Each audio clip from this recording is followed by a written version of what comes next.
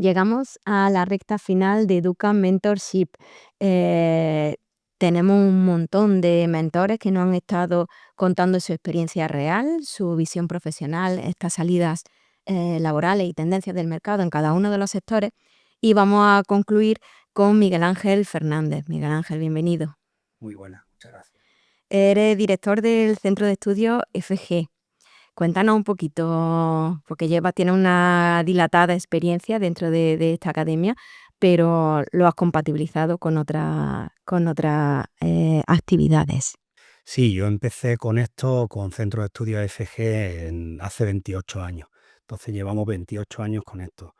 20 de esos años los compartí siendo profesor y coordinador de un colegio privado aquí de Granada, Colegio Mulhacén, que pertenece al grupo Atendi. Aquí en Granada está Mulhacén Monaita. Entonces compartí 20 años colegio y academia y el centro de formación que tenemos.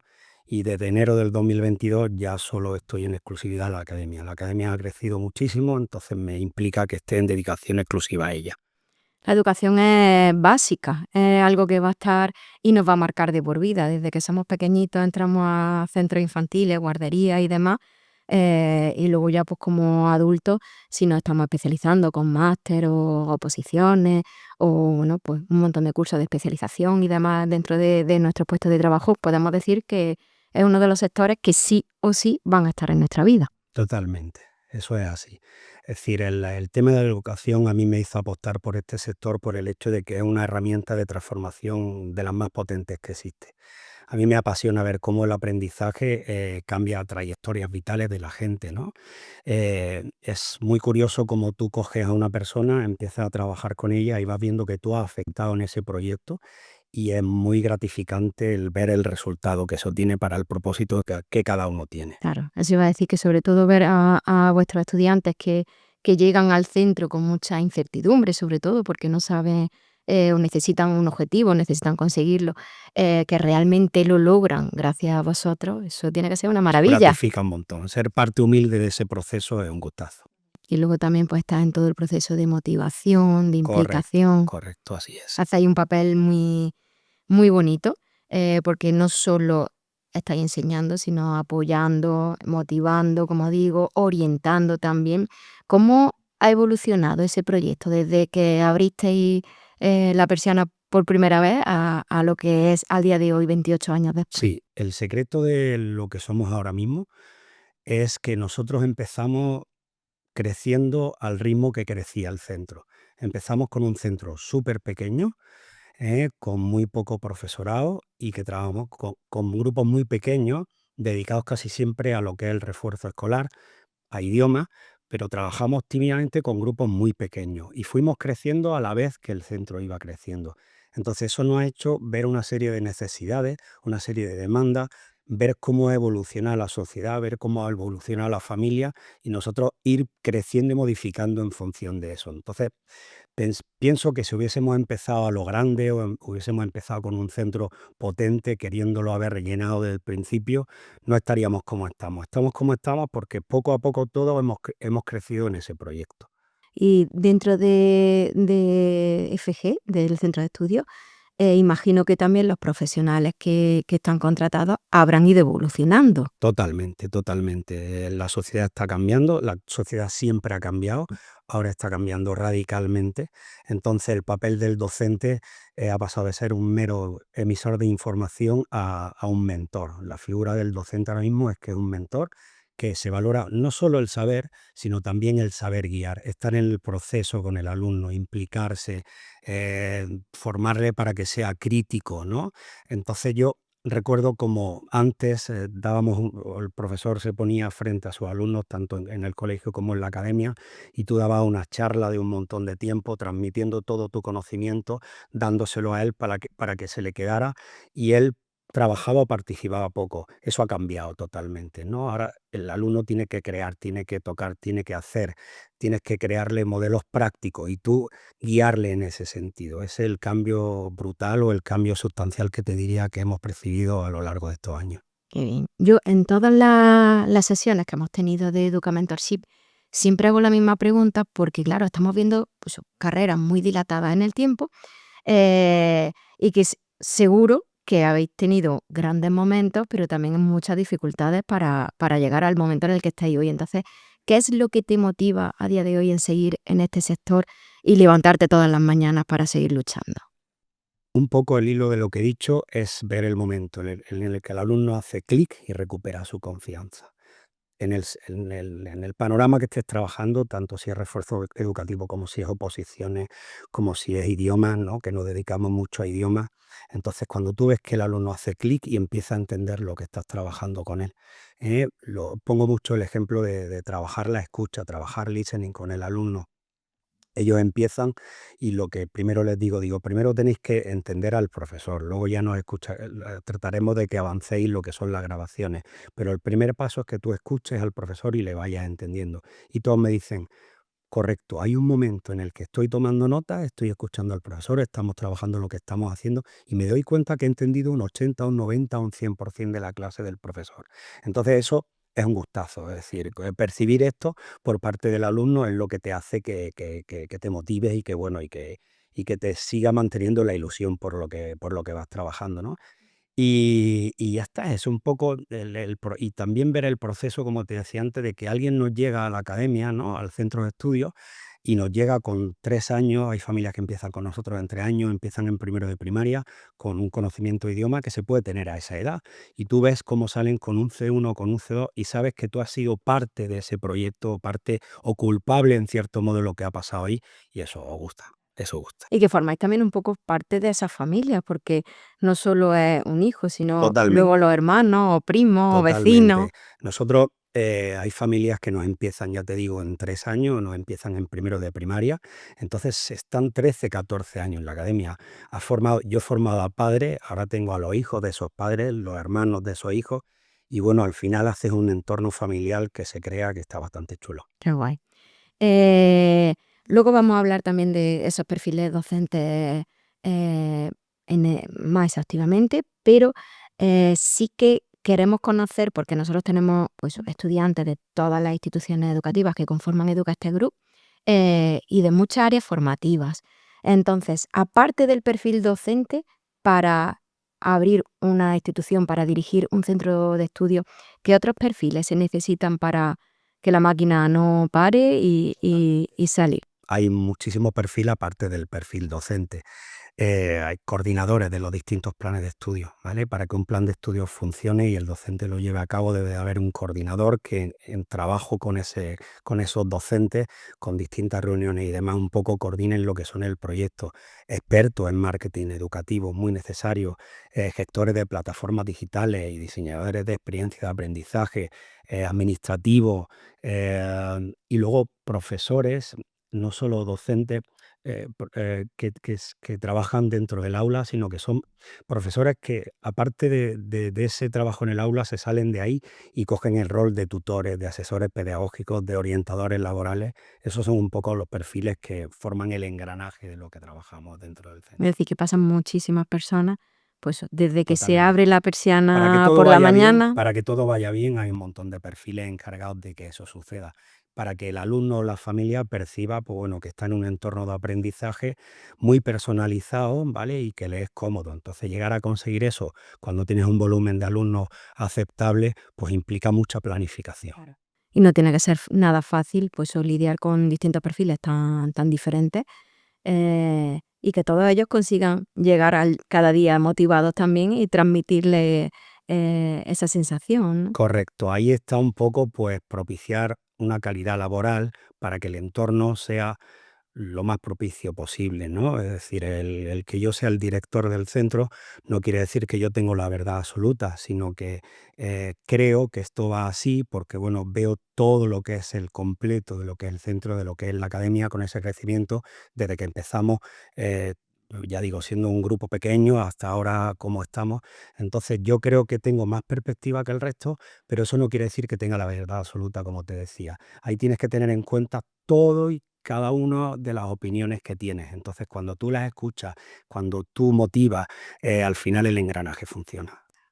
Cuando hablamos de eso, hay personas que quieren desarrollarse profesionalmente en el sector de la educación, que lo tienen claro, pero no directamente como docente, o porque no les gusta tanto el trato con esos estudiantes o porque le da un poquito más de vergüenza hablar al público. ¿Qué perfiles profesionales o qué salidas laborales podrían tener? Sí, aparte de lo que hemos hablado anteriormente, de los distintos perfiles que podemos tener en el centro, hay, por ejemplo, gestión de proyectos formativos, es decir, los proyectos están, pero hay que gestionarlos, eso tiene que nacer de algún sitio. Entonces pueden no ser docentes y gestionar ese tipo de cosas.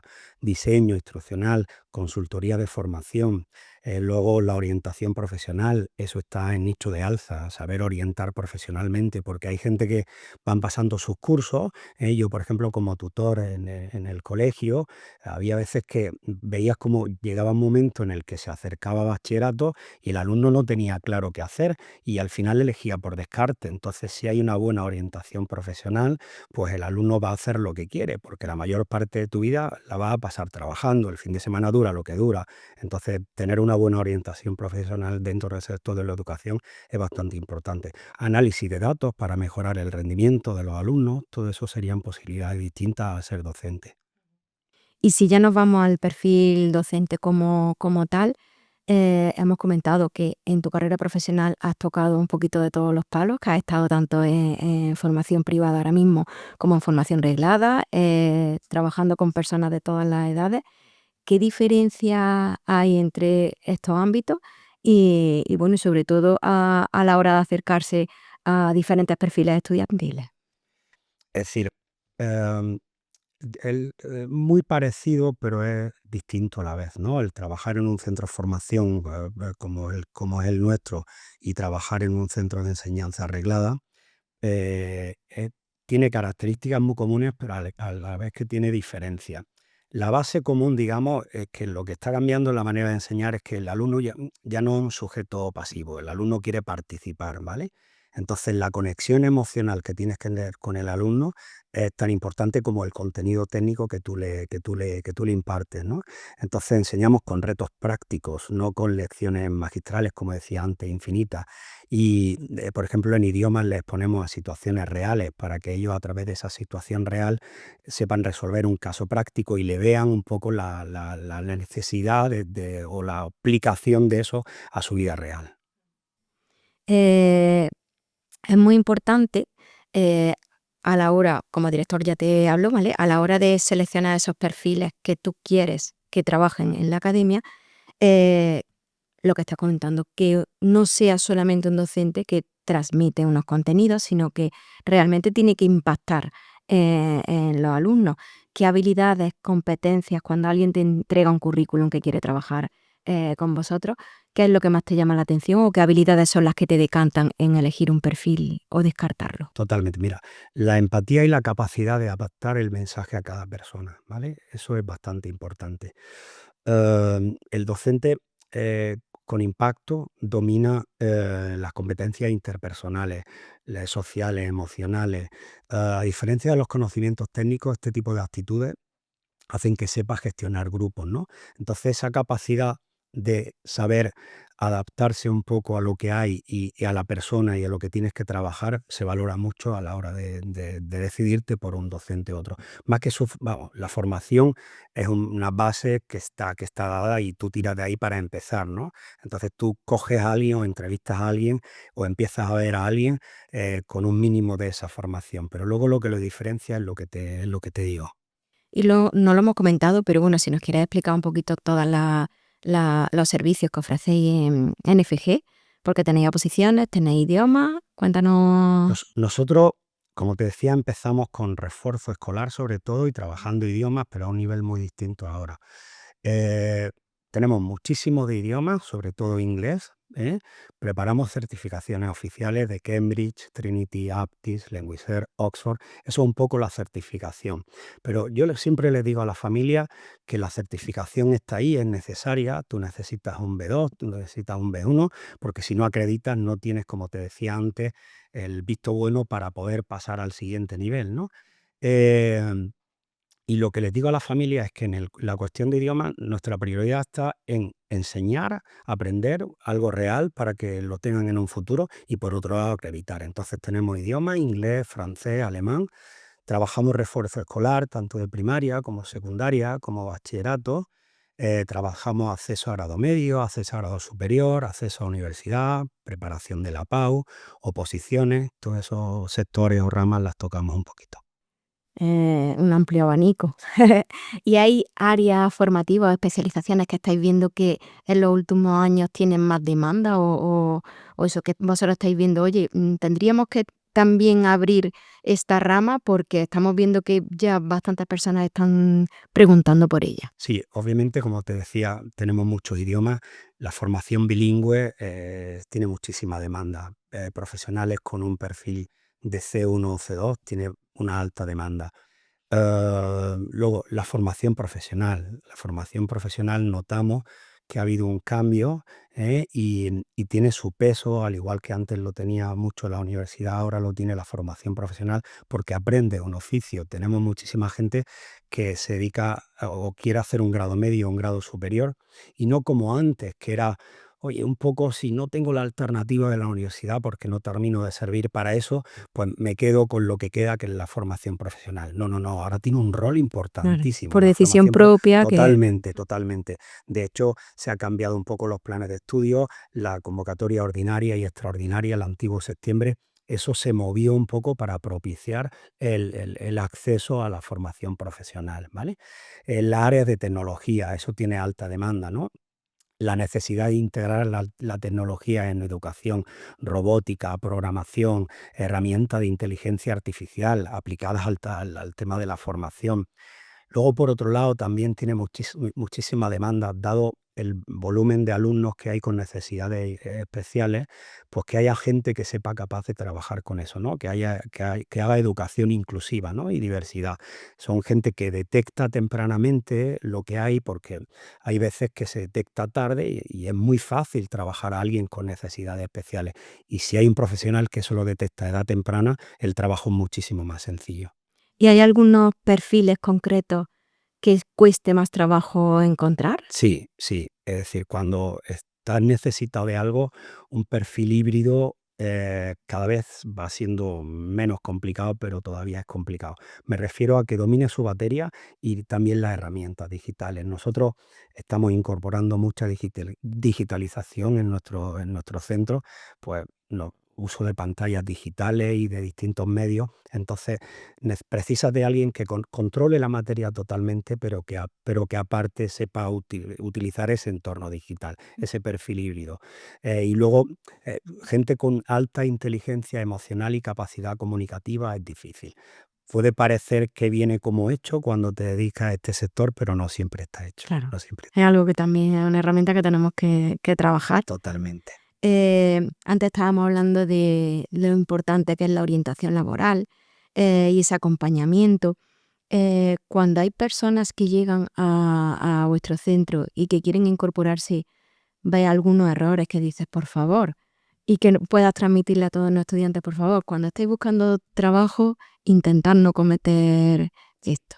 Hay un error muy frecuente que es creerse que con saber mucho ya es suficiente. Saber mucho de un tema no es suficiente, es importante, pero hay que tener la capacidad de saber transmitirlo y enseñarlo. Yo me he encontrado con docentes en entrevistas, porque lo que yo suelo hacer para incorporar a un docente en mi centro, así como lo hacía en el colegio, es aparte de una entrevista, pues un poco verle en clase, le pides verle en clase y ahí notas eso. Ves gente que no tiene excesivo conocimiento, pero tiene una capacidad de transmisión brutal y todo lo contrario. Gente que has visto que tiene un currículum impresionante, que en la entrevista has notado que sabe muchísimo del tema, pero que no transmite. Entonces, ese es el error más común y el que hay que saber evitar, el saber enseñar y el saber transmitir. Luego, también falta de flexibilidad frente a los cambios, ¿no? Tanto si estás recién incorporado como a un sitio, pero bueno, ahí un poco te acoplas a lo que tiene ya el sitio. Pero si llevas ya un tiempo trabajando en un centro, como son los casos de mis profesores, que a Dios gracias no sucede, el que no tengas esa capacidad de cambio, eso es un error que hay que saber evitar. Es decir, tienes que desterrar cosas muchas veces y decir, me anoto al cambio y sigo con cómo va la sociedad y cómo va la función educativa hoy día. Claro, es curioso porque todos los mentores nos habéis comentado lo mismo, que realmente lo que más se valora, porque bueno, independientemente de que sea un perfil técnico, que por supuesto esa formación la tiene que tener por descontado, pero esas habilidades blancas y esa flexibilidad, adaptación al cambio, esa comunicación, cuestan mucho y son valores en alza, porque vaya, al final se necesitan para trabajar en una institución y con diferentes personas. Claro, y sobre todo lo que te digo, es decir, tú has estado habituado a trabajar de una manera y cuando te llega un cambio o te afecta un cambio, crees que como tú lo hacías es lo que hay. Es decir, no, como se hacían las cosas hace 5 años, hace 10 años, no son como se hacen ahora. Y menos en los tiempos que llevamos, que vamos cambiando minuto a minuto, no año a año. Esta mentalidad también se transmite en una entrevista de trabajo y supongo que la actitud, eh, que algunas veces, bueno, podemos mentir en una entrevista de trabajo, podemos falsear algo, pero yo creo que al final lo que has dicho, que al final se transmite y ante dos currículum exactamente iguales o bastante similares, es lo que más te hace Totalmente, decantarte por te uno. decantas por uno, por otro, por este tipo de cuestiones. Hemos hablado también de tecnología, de inteligencia artificial. Nos has dicho que vosotros estáis adaptando a todas las herramientas que están en vuestra mano. ¿Cómo impacta en vuestro día a día? Bueno, hablando de inteligencia artificial, es algo que la gente lo ve como un enemigo, pero para nada, hay que ser aliados. Es decir, pensar que la tecnología digital no ha venido para quedarse es ser un iluso. Hay que entender que ha venido para quedarse y de muy buena manera. Entonces, tienes que entender que ese avance tecnológico lo tienes que hacer propio, lo tienes que hacer tuyo. Yo recuerdo un seminario que tuvimos en Examia, que es un poco el centro que nos lleva con las cuestiones de idiomas de Cambridge, en el que nos presentaron inteligencia artificial. Y la gente un poco más mayor del grupo de directivos que allí estábamos, miraban la cara y estaban asustadísimos. ¿Por qué? Porque, bueno, nos plantearon dos herramientas. Una en la cual eh, las correcciones que nosotros hacemos de los simulacros de examen, que son muchísimos al cabo del mes, había una inteligencia artificial que, tomando fotos de cada uno de los writing que puede hacer un alumno, te los tenía corregidos en segundos. Al igual que podías practicar el oral como con un propio profesor. Había una inteligencia artificial con la que tú trabajabas las partes de examen. No hay que tener miedo a eso. Lo incorpora y eso te hace que puedas trabajar cosas más chulas y que las partes repetitivas se encargue la inteligencia artificial y tú te dediques a otro tipo de cosas que puedan ayudar mucho al alumno. Entonces, cogérsela como aliada y trabajar a raíz de ella. Eso, esto va más allá de lo que te decía antes, de implantar pantallas interactivas, de para tener una clase híbrida online, tener libros digitales, tener un sistema de cámara, un sistema de sonido que recoja perfectamente para que la gente lo pueda hacer online, al igual que lo hace en clase. Va más allá de todo eso, va a incorporar esto en beneficio tuyo propio, ¿vale? Y desterrar por completo la idea de que el docente va a ser sustituido por inteligencia artificial. Al contrario, tiene que ser el docente el En que absoluto, en absoluto. supervise. Totalmente. Es decir, el docente siempre tiene que estar ahí. Pensar que un alumno va a ser capaz de autosuficientemente en casa con una inteligencia artificial se va a formar, te deja en el camino mil cosas, mil cosas. El alumno puede utilizar esa inteligencia artificial como un tutor que vaya a utilizar 24/7 para cualquier tipo de duda y consulta que tenga en casa. Pero fuera de ahí está el ámbito social, están una serie de componentes que el educador es el que lo aporta en clase, el que va a guiar, el que va a ser mentor, va a ser coach. Los alumnos tienen que seguir interactuando en un entorno en el que hay más gente en clase y trabajando juntos, usando la inteligencia artificial, pero como un medio, ¿vale? Entonces nos dejaríamos un montón de cosas en el camino. Sin educación pensamos que 100% la inteligencia artificial va a formar, va a ayudar. Está realmente pues ayudando a eliminar esas tareas tan tediosas que quitan mucho tiempo para dedicarse por completo a los alumnos. Y aparte, inteligencia artificial aplicada a otras áreas que no sean las concretas docentes, ¿vosotros estáis implantando? En principio, solo para la cuestión docente. En nuestro día a día, es decir, funcionamos trabajando todos los sectores que te decía, entonces lo estamos incorporando para en cada una de estas áreas, bien sea refuerzo, bien sea idiomas, bien sea oposiciones, que nos ayude en ese sentido. Vale. Eh, hemos dicho que nunca va a sustituir capacidades humanas que podamos decir que sí o sí nunca podrá tener la inteligencia artificial. Pues mira, la capacidad de inspirar. la ética, el pensamiento crítico. La IA no tiene pensamiento crítico, entonces eso nunca lo va a sustituir. El abrazo, el apoyo moral, la comprensión del contexto personal, la IA nunca lo va a hacer, ¿vale? Puedes creer que entiende ese tipo de cosas, pero te va a dar una respuesta sin pensamiento crítico. Entonces, ahí el factor humano es vital y imprescindible y jamás se va a eliminar por parte de la IA. Y lo que te decía antes, socializar, es decir, eso no lo hace una IA. Si la usan mal, puede ser todo lo contrario, ¿no? Usada bien y en un entorno completo, pues esa sociabilidad es insustituible.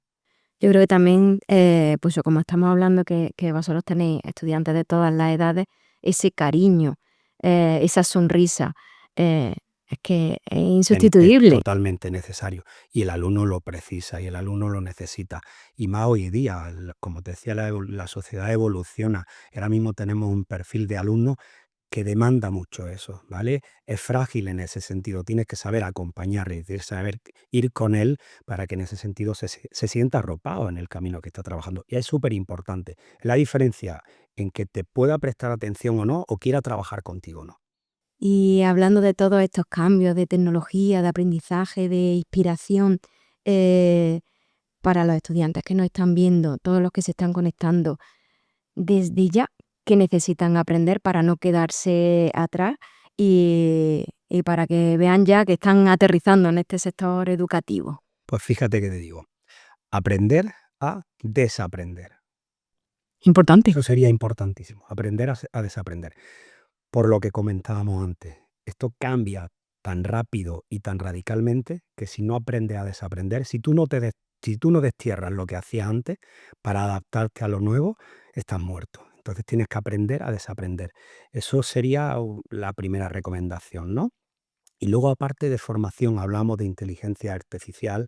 eh, eh, Recomendaría tener esa psicología básica que no hemos dejado de hablar en todo el momento que hemos hablado de IA o de inteligencia artificial y comunicación. Pero principalmente lo que te decía, aprender a desaprender para unirte al cambio siempre, porque esto va a estar cambiando continuamente.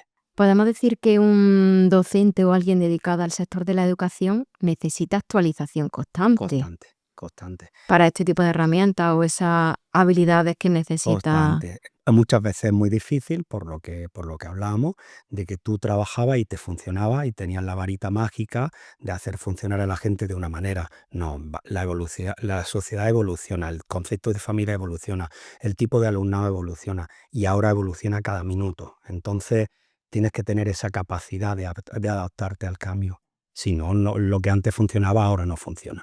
No estamos hablando entonces de los docentes como antes, ¿no? Incluso de universidades, catedráticos y demás, que nunca mejor dicho, ellos realizaban, ¿no?, su carrera profesional y con lo que decían sentaban cátedra y ya no había que moverlo. El docente de hoy es totalmente contrario. Totalmente, lo opuesto a eso.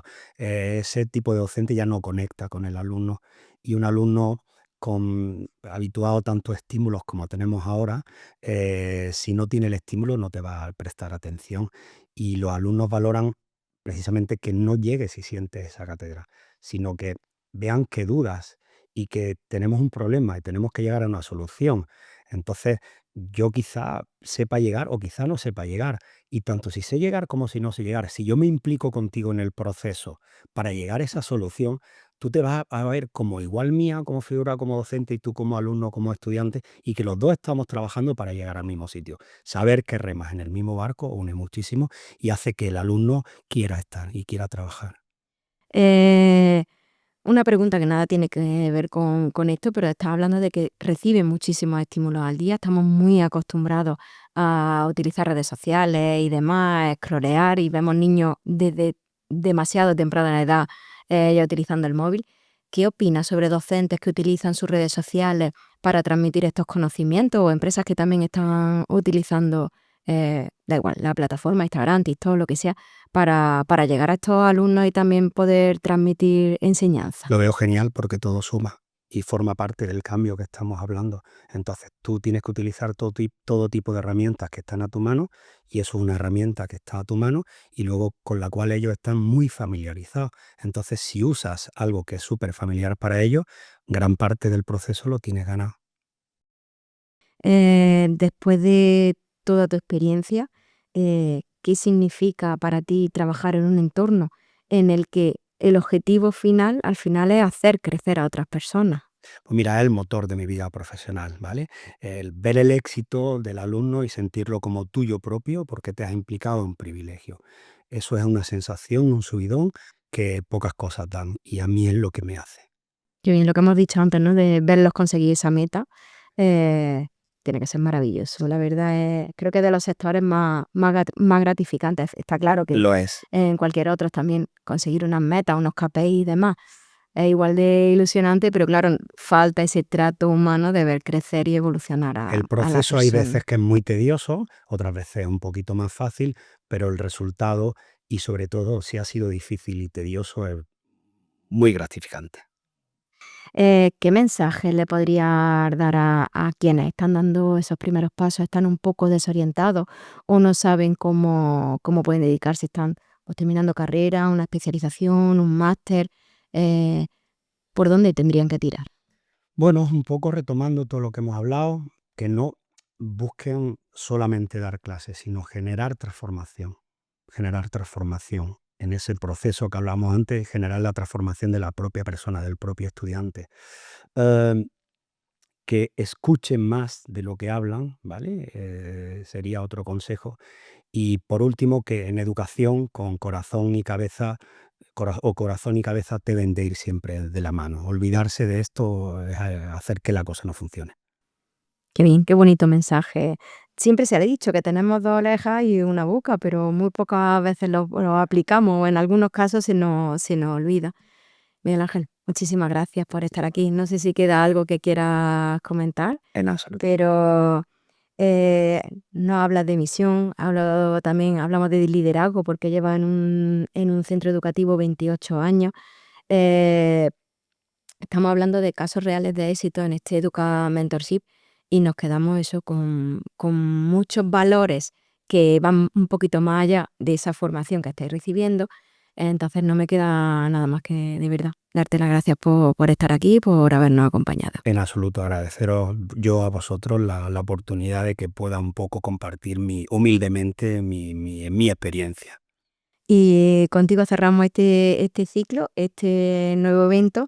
Espero que os haya motivado a seguir sobre todo sus consejos y nos vemos en el próximo. Muchísimas gracias.